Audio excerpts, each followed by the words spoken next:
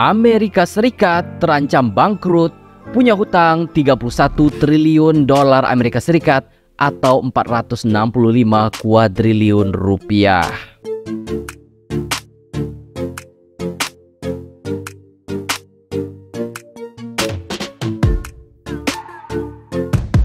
Amerika Serikat hingga hari ini masih menjadi raksasa paling besar dan paling ditakuti di seluruh dunia. Meskipun kedikdayaannya sudah hampir disalip oleh Tiongkok, namun kenyataannya Amerika tetaplah layaknya paman Sam yang gemuk, kaya raya, dan berkuasa. Tapi siapa sangka bahwa ternyata Amerika Serikat telah menjadi negara dengan hutang paling besar di dunia, 121,1% lebih besar dari PDB-nya dan terancam bangkrut.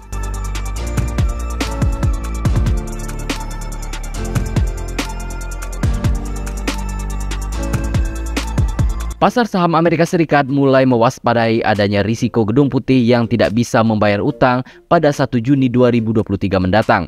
Hal ini menyusul belum tercapainya kesepakatan penambahan plafon utang yang diajukan pemerintah Amerika Serikat kepada parlemen setempat. Menteri Keuangan Amerika, Janet Yellen, mengatakan pasar saham akan terus mengalami tekanan atas ketidakpastian yang ditimbulkan. Kalaupun sudah mencapai kesepakatan, membutuhkan waktu yang cukup lama agar pasar kembali stabil. Salah satu kekhawatiran saya menjelang kesepakatan, ketika kesepakatan itu terjadi akan ada tekanan pasar keuangan yang substansial. Begitu kata Menteri Yellen dikutip dari CNN Jakarta pada hari Kamis 25 Mei.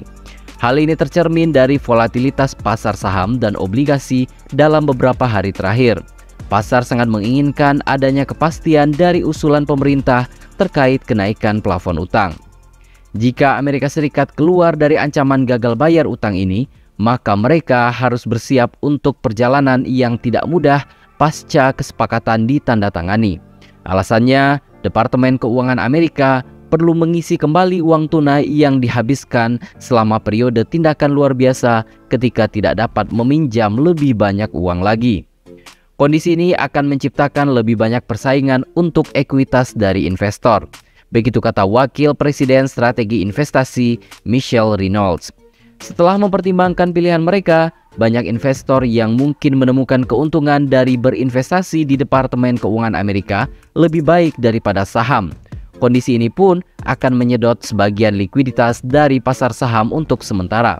Berkaca dengan kondisi tahun 2011, anggota parlemen mencapai kesepakatan untuk memperlebar plafon utang beberapa jam sebelum pemerintah Amerika gagal bayar utang. 2 hari kemudian, Standard & Poor's menurunkan peringkat utang Amerika untuk pertama kalinya dalam sejarah. Akibatnya butuh 2 bulan lagi bagi saham untuk memulihkan kerugian akibat penurunan peringkat dan penjualan awal menjelang tanggal X. Tidak mengherankan jika pola 2011 terulang kembali. Begitu kata Kepala Investasi Key Private Bank George Matteo. Ini menunjukkan situasi serba sulit sekarang bisa berakibat pada penurunan kepercayaan sistem keuangan Amerika. Namun dia berharap peringkat utang Amerika tidak turun sebelum atau setelah kesepakatan untuk menaikkan plafon utang tercapai. Itulah sebabnya dia mengantisipasi volatilitas pasar selama berbulan-bulan bahkan setelah kesepakatan tercapai.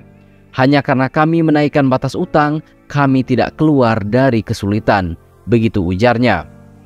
Diberitahukan sebelumnya bahwa bursa saham Amerika Serikat atau Wall Street melemah pada perdagangan Rabu 24 Mei 2023. Indeks Dow Jones juga jatuh untuk hari keempat berturut-turut karena anggota parlemen Amerika berjuang untuk mencapai kesepakatan tentang plafon utang negara meningkatkan kekhawatiran potensi gagal bayar.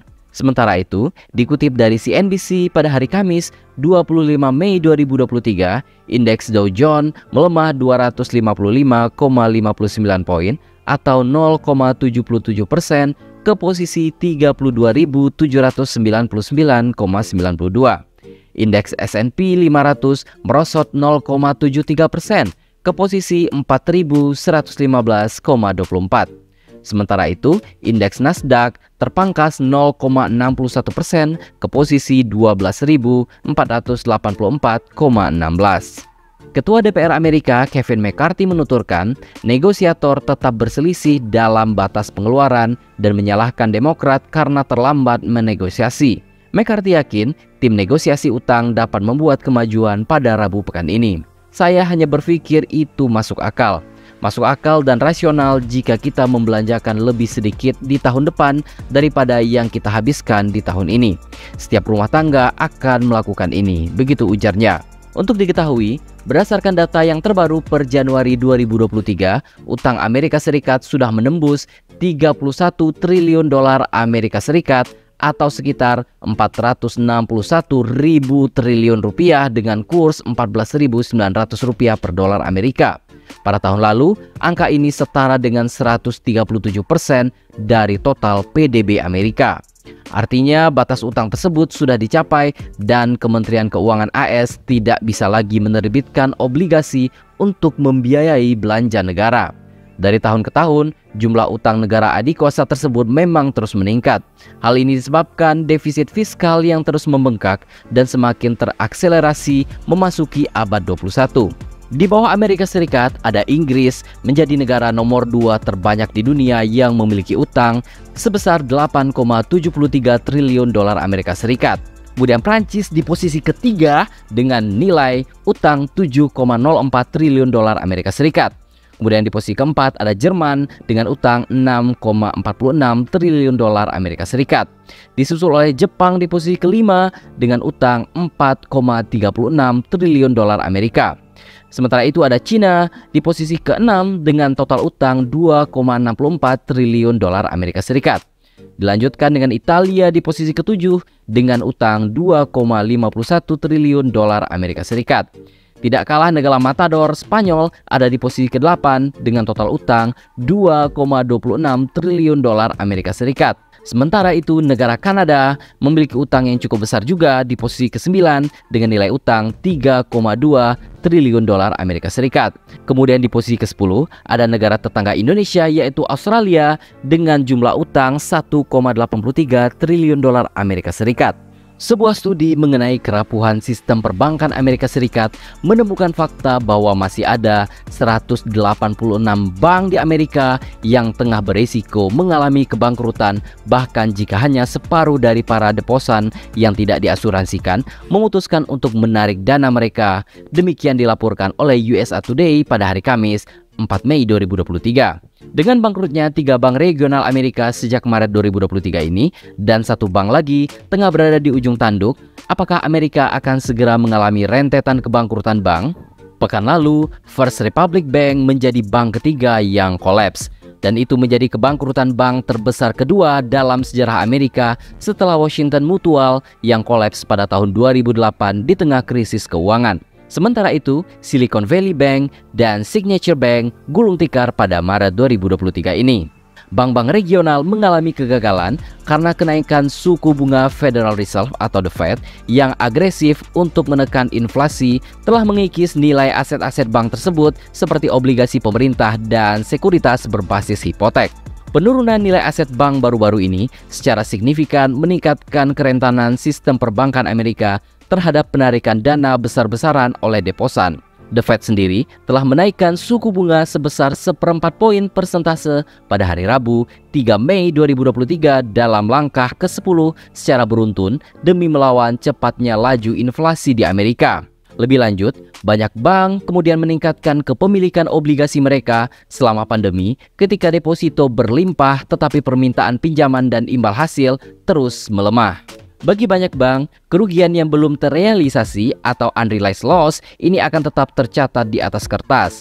Namun bank-bank lain mungkin akan mengalami kerugian nyata jika mereka harus menjual sekuritas untuk likuiditas atau alasan lain, begitu papar Federal Reserve Bank of St. Louis. Penarikan dana dari bank-bank ini dapat menimbulkan risiko bahkan bagi para deposan yang diasuransikan, yakni mereka yang memiliki dana sebanyak 250.000 dolar Amerika Serikat atau kurang di bank-bank tersebut. Karena dana asuransi deposito, Federal Deposit Insurance Corporation atau FDIC mulai mengalami kerugian, begitu tulis para ekonom tersebut. Tentu saja, skenario ini hanya akan terjadi jika pemerintah tidak melakukan apa-apa. Jadi perhitungan kami menunjukkan bahwa bank-bank ini dapat dipastikan memiliki risiko potensial untuk mengalami penarikan dana besar-besaran jika tidak ada intervensi atau rekapitulasi dari pemerintah Amerika Serikat.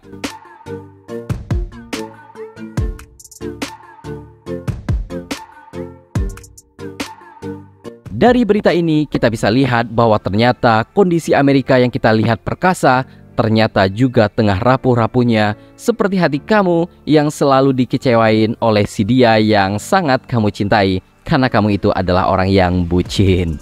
Jadi, bagaimana menurut pendapat Anda?